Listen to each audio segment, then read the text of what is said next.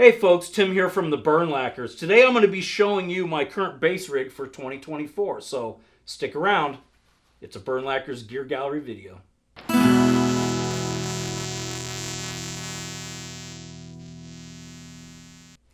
So we'll start by talking about the bass. Now, the 62 reissue, we'll get to that when we do episodes about the gear that we all used in the band back in the 90s. But right now, currently, I've been mostly using this, which is my Squier Vintage Modified 70s Jazz bass. This one was made in 2007 in the Court factory in Indonesia, and it has the Duncan design pickups in it. I really love this bass, and I play it with flat wounds. Sometimes I use a foam mute, but in the last month or so, I haven't really been doing that. So the way I'm connecting these days is I'm using the Swift Audio? Yeah, Swift Audio WS50. And this has replaced the Joyo wireless that I was using. Now, a lot of people are probably going to say, like, oh my God, you're using like one of these cheap wirelesses. Yeah, it's good for practice, and so far these things haven't let me down at a gig. I wouldn't use this thing if I were doing a serious recording project, or, I mean, if we were doing a really serious gig. But for the stuff that we're normally doing, they've been flawless so far. So that's connecting into my pedal board. Now, one of the things about my pedal board is that it's not meant to go on the floor. My pedal board sits on top. So basically, this is a way for me to just hold all the stuff that I'm using to get my sound. And it's all being powered by this Snail's battery-powered pedal supply. So I don't have to deal with plugging anything in other than the amp to AC power. So once that comes on, I'm using a TC Electronics Polytune Mini as my tuner. I'm going into a Keeley Bassist compressor.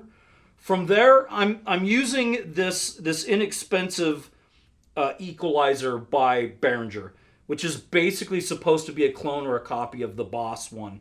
And what I really like about this is I like being able to sculpt out some of the frequencies that can kind of muddy things up. So for example, at 50 hertz, I'm dropping that really low because that's where Judd's kick drum is going to be at. 120 is a good place to boost the bass. I can drop some of that low, cruddy mid-range stuff, and I can boost around 800 again, which, especially on a P bass, but even on the Jazz, that's like a good frequency. And then I can drop other stuff. So that's really, really handy. From there, I'm going into the world-famous SansAmp bass driver.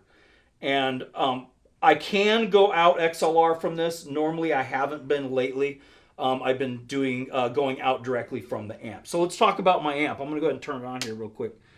What I'm using right now is I'm using an Ampeg Rocket Bass RB115. And I love this thing. Sounds so good. It has a tone similar to my old Ampeg SVT2. I'm not going to say it's exactly the same. This is a solid state amp, but it's super, super lightweight, and I really like this thing a lot.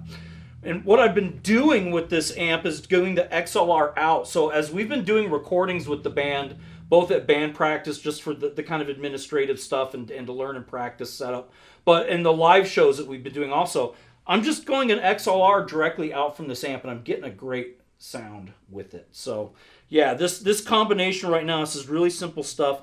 A couple things too on this pedal board that are sort of unique to me.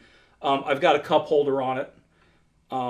I don't want to spill a drink by setting something on my amp, so I put this here because I've usually, when we're gigging, I get like an iced tea from the bar or something and put it up here. Stay hydrated while we're playing. And then I put my own sort of holder here for the bass, and it goes on with Velcro.